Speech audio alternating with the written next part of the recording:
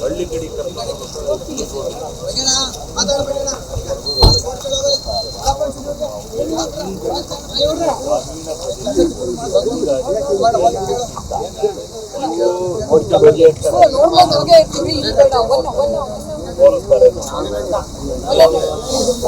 ಬಾಳಗಚ್ಚಿ ಕಡೆಗೆ ಹೋಗೋಣ ಅಂತ ಹೇಳಿದ್ದೆ ಎಡಿಗೆ